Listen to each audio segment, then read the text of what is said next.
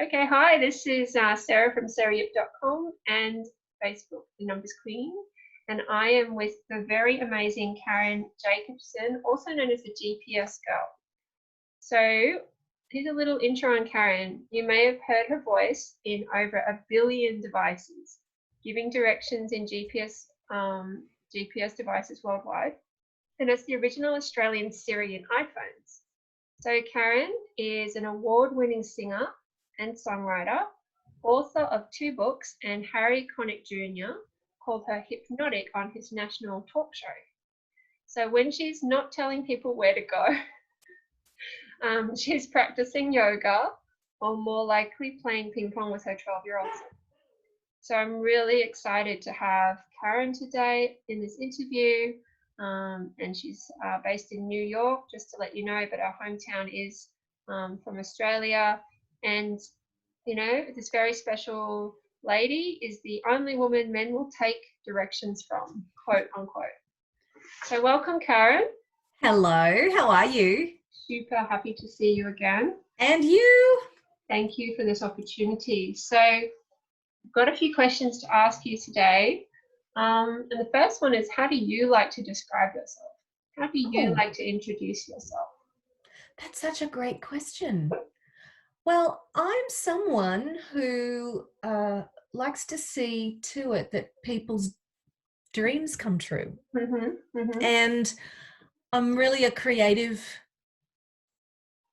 such a creative person. In my heart of hearts, I'm a songwriter, singer, and I'm here on the planet to share to share really an uplifting and inspiring message through my voice and through music. Yeah, well, you've got a beautiful voice. Thank you. What do you most like about your work, or I guess your calling? You know, I love this conversation, the opportunity to have a conversation with you, because even when you just asked me to describe myself, I felt so free to just describe the essence of who I am and why I'm on the planet, not with linear titles. Totally, yeah. And it is, it's really exciting to be able to be in that space of just total freedom, which is, I think, what every human being really desires underneath it all. So what you love about your work is that experience of having total freedom, helping people to experience total freedom. Is that what you mean? Yeah, they're two of the aspects that I love. I love that I get to connect with people and work with them to look at what it is they really want, and then to help them make a path and a plan to get it. That's some of my work. You know, my creative work and my creative expression is also to inspire people. It's to inspire people to engage with their own potential and be their best selves and do what they really would love. So whether I'm writing a song and putting it out into the world, or if I'm performing on stage, or I'm sharing an inspirational message as a speaker, it's also that I can connect with others really in a deep, lasting way. And that's one of the things I love most about what I get to do. Yeah, wow. Such a powerful answer. I got the buzzing in my teeth that I get when, you know, spirit's in the room. And you can probably see, so, you know, you've got such a big energy. It's almost like you're sitting there, but I can feel you jumping up and down with excitement. It's like, I am jumping up and down with excitement. Like a separate part of you that's like, yeah. Off to the side of you. Oh, that's so great. It's kind of making it hard to not laugh during your interview. So yeah, so much passion, which is super infectious in a good way. So we know from, you know, I've done a little profile of you before, that you're a Lifepath 4, and specifically a 31-4, which that's the Lifepath being super motivated this year in 2020, which is a 4 year. So this Lifepath is about healing the heart, feeling compassion, experiencing total self-love, and this idea of the unstruck sound. There's a lot here about just pure soul connection and and infinite sense of touch and intimacy. So how do you feel being called a heart healer? Completely resonates. I mean, it just Mm. feels right, actually, Mm. hearing that. I've felt that what I do is to sing and speak into people's hearts for a long time. Yeah. But at this point in my life, more than ever, and especially since we've had the experience of the pandemic energy, Mm-hmm. it's like been like a bolt of clarity that, oh, I'm here to heal. Yeah, 100%. It's interesting because the word healer actually has a 31 vibration. It's quite specific to what you're journeying through in this lifetime. So usually, you know, when someone has this life path until about 31, they're doing a lot of personal healing, and then it becomes quite transpersonal and quite global, or in whatever community you want to really plant that in. But can I ask, did you have any particular turning points around 31? Well, if you would call leaving my life in Australia and moving to New York with a suitcase and a dream, then yes. That was a bit of a Dorothy Dixer because I think you had told me that once before. But when you told me the numbers that time, I was like, huh, okay. I do remember your reaction. Right. It's interesting. Numerology has a 55 vibration, and it's the same vibration as lightning. And it's quite often that I'll talk to someone about numbers and they actually look like they've just been struck by this electrical like thing. Wow. I would just love to just take pictures of people's faces when it all clicks. But yeah, maybe that'd be invading privacy, but it's kind of in my head, and I have this kind of like hall of fame of the moment that people are like, oh my God, I'm here for a reason. Okay, well, thanks for sharing that. So obviously that was really quite monumental. And how would you describe the difference between, I guess, being in Australia where you had been born and raised and you were, you know, you belonged, you were normal, and then going to New York with a suitcase? What was that? What was that like for you, as like in your body and in your head? You know, what was that like? There are two parts to this answer. And the first part is the emotional and body experience of that massive change. I was so excited to be moving to New York and to be moving to America, and it's a dream I'd had since I was 7 years old. So I was really excited and I was really scared. And it was that first year in New York was so filled with highs and lows. Wow. I clicked into an artist community and like an artist group of singer-songwriters, and we would meet once a month and we would perform shows together, and I was out seeing music. It was so exhilarating, and then it was so heartbreakingly difficult, and I had a terrible breakup you know, in the first 6 months I fell in love, had wildly wonderful time, and then had a terrible breakup. So it was just extremes all round. Emotionally. I got like goosebumps everywhere. I bet you people watching this will get it. And my friend Bill calls these goosebumps truth bumps. And it's when someone's having such like a mystical experience that's like so directly connected with why they came here. Because, you know, when you look at the word heart, 80% of the word is here. You know, it's so much just about being present. And then how it's also got, you know, earth as an anagram, but it's also got art as like such a core component, that artist way, you know, starting all over again and over again and over again, and not being afraid to throw things out. Right. And the second part of that, the answer to that question, is that when I was in Australia up until I was 31, I was making a living out of music and entertainment, and I didn't actually know that that was a hard thing to do, because how interesting at all. I didn't realize that I'd chosen the hard road, because when I moved from Mackay to Brisbane, I met people making a living out of music through whether it be live gigs, piano bar, singing sessions as a jingle singer, and I set out to ask them how to do that, how they did that, and then I got to do that myself. But I was singing a lot of other people's songs, and when I turned 31 and moved to New York, it was a line in the sand for me that I am going over there to write and record my own material and create music on my own terms. So that was a very conscious choice. I got like more goosebumps. Yeah, you know, a lot of people learn to sing by experiencing other people's music and other people's feelings and kind of living through them.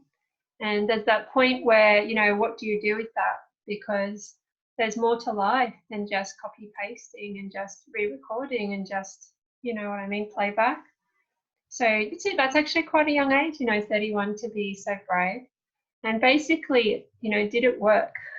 Well, in my head, it was really old Yeah. to be doing that. In my mind, I wasn't like any number of people we could think of who were big superstars at the age of 18 or 20 or 22. And I remember when I was turning 23 and 24 and 25, I was really worried about the clock ticking and that I was too old to be a success now in this industry. So that was with me. And so at 31, even though you say certain aspects of it that's young to be brave, it felt very old to be trying to make it in the music business. Yeah, interesting. Well, as we all know, this is, you know, society has moved towards having children later, and actually, you know, women taking on leadership positions more in their 40s and 50s, and maybe you were just ahead of your time in actually waiting until you were really rock solid before you took that leap. I love hearing that, and I want to add to it that my experience in that industry was patriarchy all the way. In Queensland, you mean? No, in just the whole thing. In terms of the industry and a female artist looking for a deal and just all of that. Yeah. And what I love about what you just said about taking on leadership roles at an older age, I feel now, I feel I'm 51 and I am like, I'm so doing it my way. I'm so aligned. I'm like creatively free and expressed. I'm in tune with, I mean, it's just my whole experience is that I get to be the full expression of myself for the rest of my life. Yeah, well, it's a very juicy image you create, and you know that there used to be a huge celebration in actually becoming like an older woman, you know, that kind of chief goddess role. There used to be enormous joy and pleasure in that, and then it kind of got completely wiped, and it's sort of growing back in bits and bobs, and I'm hoping it will massively return because it will give me somewhere to go. But yeah, like I said, you only, you know, as they say, you only get one chance to make a first impression. And so to have waited until you really were quite professional makes a lot of sense at a spiritual level, because you knew it was going to be a big fight. So instead of sort of self-sabotaging. Anyway, But, you know, the main thing we wanted to talk about today is what is the inner GPS. Obviously, a lot of us have an outer GPS. We used to have those little things in our cars, and now we have them on our phones. Probably we'll have them on a microchip at some point, and that obviously helps us to get from A to B. But what happens, you know, when that breaks, or what happens when we don't have the outer world to tell us what to do? You know, what is this inner GPS that you're starting to talk about in your work? Well, what I refer to as an inner GPS is referred to by others as listening to their heart, listening to their intuition, listening to their instincts, listening to their gut feeling. And, you know, there are a lot of descriptions for that. But for me, the inner GPS is like a direct line to the soul. Yeah. And our ability to know, our knowingness of what is right for us. And it is my experience that our inner GPS and our inner sense of knowing always steers us right. And when we listen to the opinions all around us and go with someone else's idea of what's best for us because we think, oh, well, they must know, even though we've got a hunch to do it a different way. pretty much what ends up happening is at the end of going down that road, we discover that, if only we'd listened to ourselves. Yeah. Yeah. Well, the heart is a muscle and you've got to use it or lose it, right? Yes, it is. Yes, it is. I guess when you were talking, I get a lot of images when people are talking.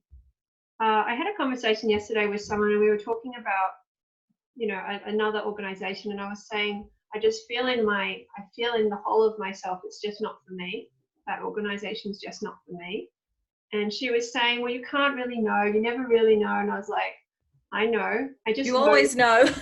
Well, I know for me. And I guess that's where there can be some confusion or sense of being a little condescending, which isn't where I was coming from. It can sometimes come across like that, sometimes the way I express things. But I just knew for me it wasn't going to bring me closer to who I am. But that is a real sales tactic that's used in the personal growth industry and every other industry, that you don't know what you're missing out on. But we do. Oh, man. And so I just feel like my whole life with this real crack in my body almost, that maybe I'm just stupid, or maybe I don't know what I want. And it's like I just dance on that cliff. I've danced on that cliff most of my life because I just feel like I was born very clear. And then for whatever reason, I chose to be born into a fairly unclear zone. And it was really just like sink or swim. Yeah. So obviously I swam, which is awesome. But yeah, that interesting quandary of, can you really know? And I actually said to this person, who is a really lovely person, I'm really grateful they had that talk with me. I said, my business is predicated on me knowing for myself, because although, I help people find answers, I don't entirely know what the consequences will be. But by being a person who's really in alignment with their calling, I can sort of transfer that confidence and integrity. And it only takes one person who's done it to be with you, and you have like umpteen times more capacity to be that. For example, to have a doula next to you, or midwife, or and someone who's had a child, when you're trying to give birth and there's a good relationship, it's just so helpful. And I think we're always spiritual midwifing each other. So powerful. What I'm hearing is that you help bring the confidence forward in someone else to trust their inner GPS. It only takes one person to change where the room is going, but it also only takes one person to sink a ship. So powerful. So it's that power of one, or oneness, it's a very delicate situation, because as soon as you let one thing slide in a conversation or a relationship, you're already off balance and you're easy to knock over, and you just never know how much you're going to have to clean up after that. So it's that courage to sing up or to sing out as soon as you go out of tune, or the person goes out of tune. And that takes courage, doesn't it, to say, actually, that was off. Yeah. That was off. That wasn't just you improvising. That was actually just off. I've lost friendships over that, when in my journey where I've thought, what, this person flat out lied to me, and that's not a value that I appreciate, but I love this person and I love their friendship, and I need to say, that really didn't work for me when that happened. And then that there are some people who don't like the light being brought forward. It's I don't even quite know how to say it, but it's not popular. It's not a match. It's not a match. Beautifully put. And yeah, in my Lifepath 4 article, I said Lifepath 4s are here to heal their hearts, which is that they're here to heal their trust, and they have to heal in themselves first, and that they're often seen as a bad cop. So in my numerology classes, I say, if you want to know the score, ask a 4. The 4 will be like, you win, you lose, and that battle of the wits, you definitely, conquered there. So that they're very clear in like, that was fair, that wasn't fair. Oh, yeah. And if people are used to bending the rules or getting away with naughty, bad behavior, toxic behavior, that's right, a 4 will not go down well. No. Because essentially the heart is not invited to that party. They don't want anyone feeling, because then you'll know there's like a rat in the room. And 2020 is the year of the rat. And I talked in my forecast in January and on the morning show as well about this is the year we're going to smell a rat. We're going to leave the rat race. It's about finding new sources of cheese. But just that courage to say something stinks. Yeah. Something Yeah. off. That's what a 4 has. And I've definitely seen that with you. I don't think you've called me on any stinky behavior yet, but it could happen. Well, remembering that, and and this is to soften that too, but remembering that we are all spiritual beings having a human experience, figuring it out as we go. And part of that experience is to make mistakes or to hiccup along the way. And one of our greatest gifts we can give is to be able to help guide each other as we go. Yeah, that self-forgiveness is really strong in your tone. In numerology, failure and fortune and divine all have the same energy. They have the exact same vibration. Huh. So in the divine's eyes, these are all just terms we make up. Right. It's just what happened, really, isn't it? But if we just go back, so this idea of the inner GPS, so how can we turn on our inner GPS, Karen? How can we keep it operating even when everyone else is turned off or is off chart or off path? How can we turn it on and how can we keep it on?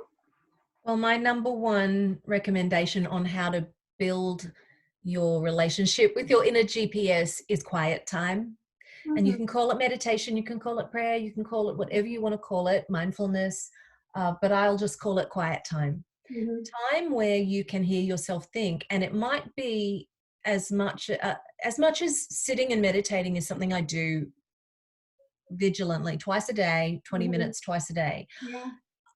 What I'm recommending is not having the radio on when you're driving in the car, not having a constant barrage of voices and noise around you, so that you can literally hear yourself think. And practicing being in that space is powerful. I know if I work from home, and I know there are times where my husband is away on tour, and then there are times when he's home. Now, if he's been home for a period and then he goes out on tour again, there's like this really interesting experience for me of being able to be at home, my son's at school, and I can potter, I can do my projects. I very, very rarely put music on at home because I need that space to hear myself think. And I think that is a really powerful way of being able to connect with and listen and build trust with your own inner voice. Yeah, very, very powerful advice. There's a saying I've used a few times in my blog, and I wish I could remember where it came from. Maybe someone will tell me after they see this video, but what was it? All wars are started by someone who couldn't sit quietly in a room. And like I've seen that happen so many times in my life. Writing that down. But the ability to sit quietly in a room and just hum, sing, draw, doodle, make shadow puppets. It's an art, it's a science, it's spirit medicine. And probably the best thing we could be developing right now, in this number 4 year, sometimes the heart just needs a little bit of a rest between beats. Otherwise, and the world does too. Just using too much energy to do the same outcome. Absolutely.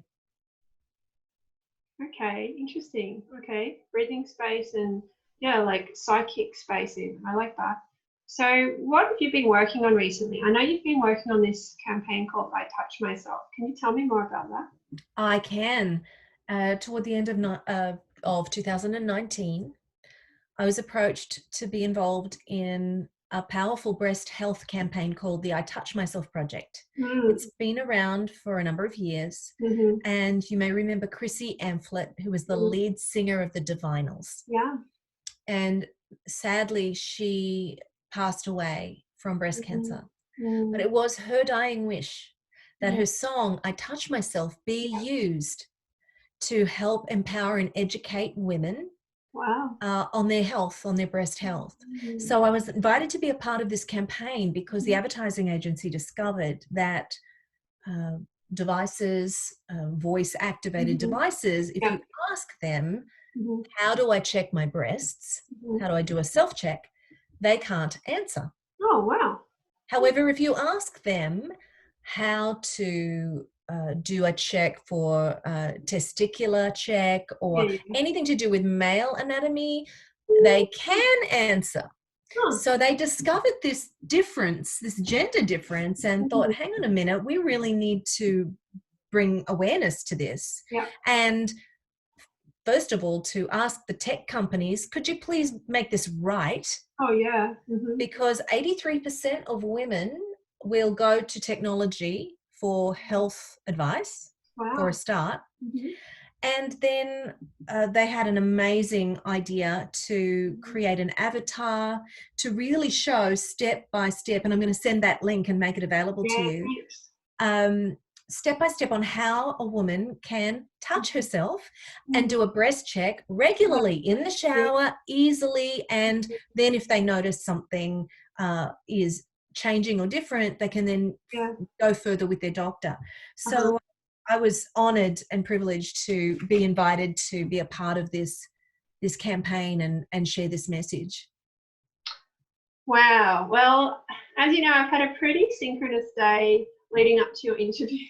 Yes. Because my first client today was a singer-songwriter from America, and the second one we were talking about, funding in the arts, and then of course your interview. And actually, my last message was from one of my friends, Murendi, who does numerology too. She sent me a Facebook post from Chrissy Amplett's husband. Oh, Charlie Drayton. And he put up a picture of her. The hand. I know, I saw that. I'm friends with him on Facebook. Murendi sent it to me. I think it was Murendi. I'll have to look now. And I actually didn't realize that was connected to our phone call today, but that was the last thing I saw. And I was like, oh, I better look her up because obviously I know the song. So I feel like the universe is super excited about our call. I think so too. And I'll have to look at her numbers and things now. It was the anniversary of her passing yesterday. Wow. I see. That makes a lot of sense. So in chakra medicine and in chakra numerology, so this, what I do is really linked to the chakras and energy systems. The 4 life paths you're healing, it actually includes the breasts. So you are actually doing a lot of healing work at that level. Wow. Also the arms and the hands and the fingertips. So yeah, the palms are actually like a map of the heart and where it's been and where it's going. That's why the line's always changing, which is good. Otherwise, palmists wouldn't have much of a return business. But anyway, wow. That campaign feels like the rest of your life. I feel like maybe that's that next level of voice for you. And how interesting that the technology had been so just plot hold basically with women. I can't even believe that's gotten past people, but I'm so happy it's been fixed. That's, to me, unbelievable that that's happened. But it is, of course, obviously no one questioned it. Well, that's right. And Two-heart basket. What's that? It was obviously the 2-heart basket. It was obviously in the to-do list, and they just launched the thing. Nobody will notice. Well, it's sometimes these things need to be brought forward and addressed clearly. What is interesting when you speak about the heart and the breasts and healing, for the campaign, there is one live shot of me at the end of the spot where I am navel up without a top, looks like I've got nothing on, and holding in this position here. And there was a large gap between my comfort level being asked to do that and the reality of going to a studio in Brooklyn with a crew and having them tastefully film me standing there like this. And it was quite a leap, let me tell you. And I talk about becoming exposed and really, really having my voice heard and my being out there in the world in a larger way. There's so much that this campaign and the experience of being a part of it really symbolizes for me personally. And I lost, or my mother lost her mother at a very young age, at 40, And There's another four. Yeah. my aunt has suffered from breast cancer, and you know, we've all been touched by so many people in our lives. It's just, it's really it feels really right to be someone who gets to share tools that can actually make a practical daily difference around that. Well, there's quite a few ancient medicines where body massage, including breast, pelvic, all kinds of massage, is encouraged. Yes. To help with fertility, to help with circulation, mental health. And so I like the idea of it just being, non-confronting and just routine, and even just being done to just stay in touch with ourselves. Everybody knows their own body. That's right. Yeah, well, when you see a specialist, obviously they have so much experience, but at the same time, you've lived in your body your whole life 24/7. That's right. So it's like someone inspecting your house, but you built it. You know what I mean? There's two viewpoints, and they're both super valid. Really, really great. And the other thing that it makes me think of is a mother knowing. And, you know, I remember when I had my son, and people are like, oh, the person who knows best is you. Trust your instincts. I'm like, what do you mean? I got no experience here. But so time and again, it was my instinct that led the way. It just did. I'm glad you brought that up. Intuition in numerology has a number 5 energy, which is about the throat chakra and being able to see different points of view and blending head and heart. But it actually has the same vibration as parenting. There's a beautiful book by Ashley Montague called Touching, and there's a lot of research to show that highly intuitive people have had a positive association between people and getting their needs met from birth and from a young age. So whenever people came, there was this, wonderful experience of affection or love or encouragement. So they literally, they trust the universe. And that intuition, that inner teacher, that inner voice, it just gets stronger and stronger. And to me, the work I do to help people restore their intuition is to help them recover their relationship with like their inner mother or their inner parents archetype. And they find that people where the first touch has been a bit harsh, or the first few years, that maybe they were only touched when something needed to be done, there's not that trust. And there's always that skepticism of like, so what's in it for me? Or what are you really going to do to me? You're smiling at me, but so it can be restored. It takes time, but it can be restored. And the benefit in relationships is extraordinary because, there's quite a few jobs you don't need intuition for, but singing, you do. You do. Motherhood, you do. Right. Dancing, you do. And all the really fun stuff, really. The cooking, Yes. And so it's interesting when I meet people and they're super developed in the non-intuitive ways, but they're terrified of dancing, or they're terrified of singing or public speaking or anything where they have to trust. No control. They can't just over-prepare. Right. So you're working on I Touch Myself, and I also heard that you're working on a Patreon page. So can you tell us about that? I can. I'm so happy you asked about this. I'm really excited about it. It's a community membership platform, Patreon, and over 100,000 creatives are a part of it. Mm-hmm. And when I first heard about it, I'm like, oh gosh, it's like GoFundMe, or and you can hear the judgment in my voice. It's just that for me, I felt like that's just not the style of thing that that resonates for me. But when I researched it more, I realized, oh my God, there's this amazing world I can create for others, to connect with others and to share my creative experience, share the behind the scenes, share unreleased material in a very safe place that gives others who are interested in being a part of that month to month the opportunity to connect with me on that level, and God willing then for it to help them open up that side of themselves.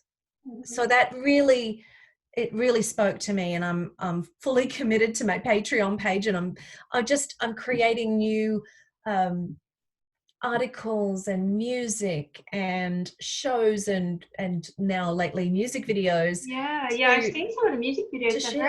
They're very schmick, and you're saying that you actually learned how to do that super recently. I did not even 2 weeks, less than 2 weeks ago, like 10 days ago. And They're beautiful videos, Karen, and it's thank you. interesting.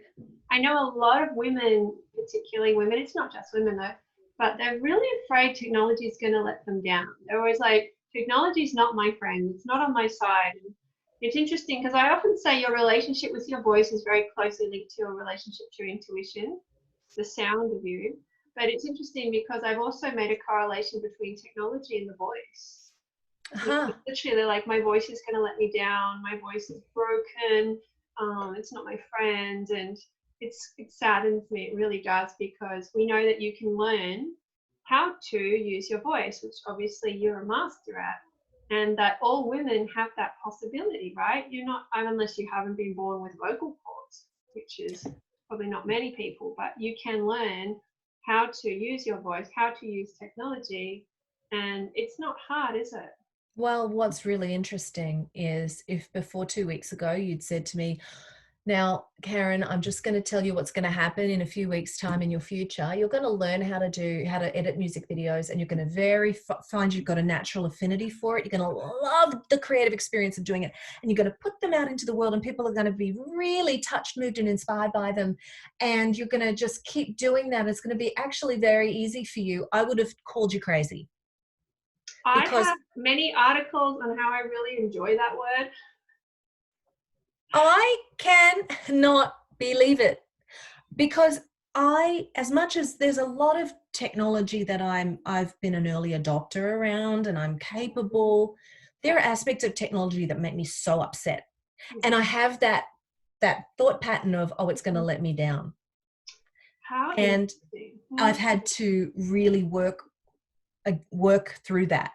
But this particular experience, I saw a Brisbane artist, Francesca de Valance, who is a songwriting colleague, had written a new song and edited a video herself one Sunday afternoon and posted it. And I saw it. I'm like, it was the first time I had this little tiny, tiny impulse.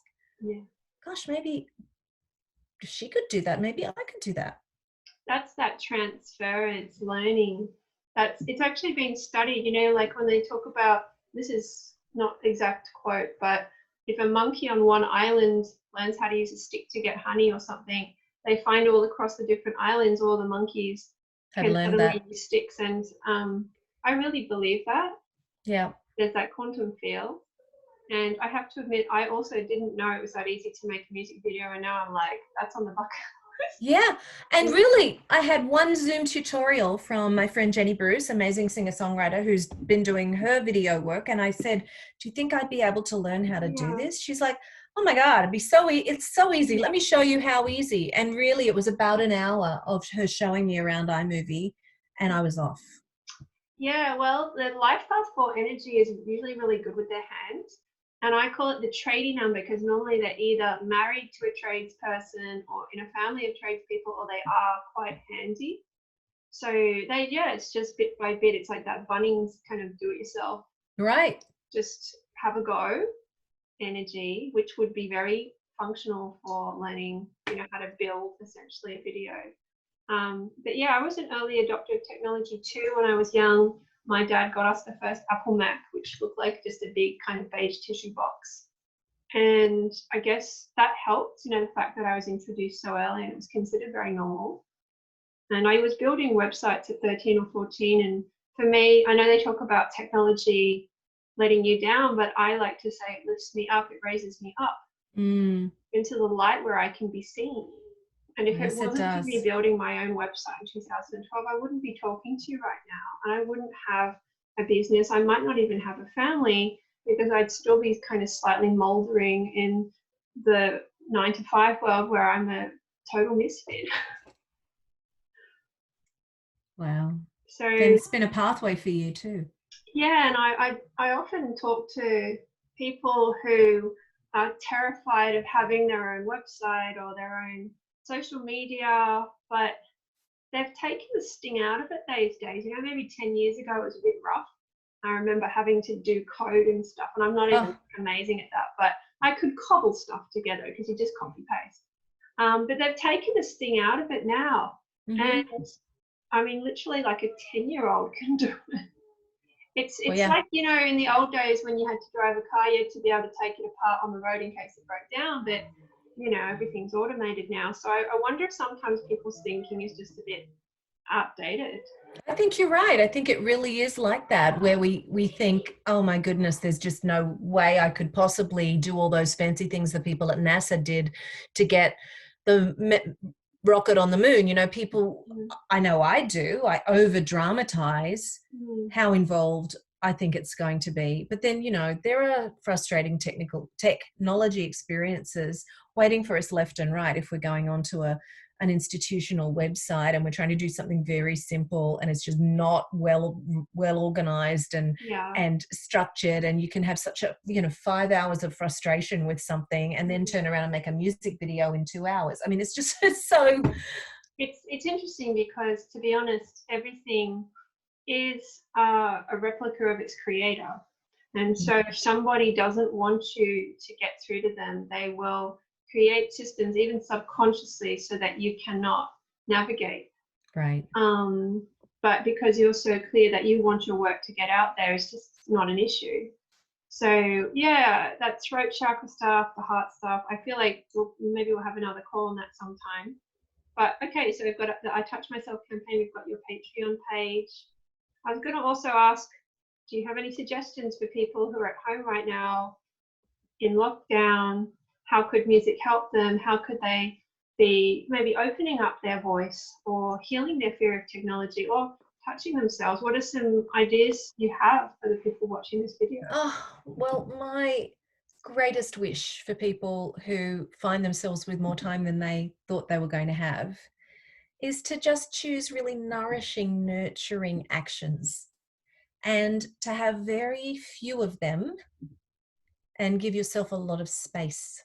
In the same way I was speaking about the kind of audible space to hear yourself think, in the same way to not have too many commitments on a daily basis and to not beat yourself up because you haven't written a book or, you know, completed a yoga teacher training in the last 4 weeks. You know, I really think this is I speak a lot about recalculating and being able to navigate change powerfully. But at this time, when we are currently in lockdown and maybe again at another point in the future, I've been referring to this time as pre-calculate.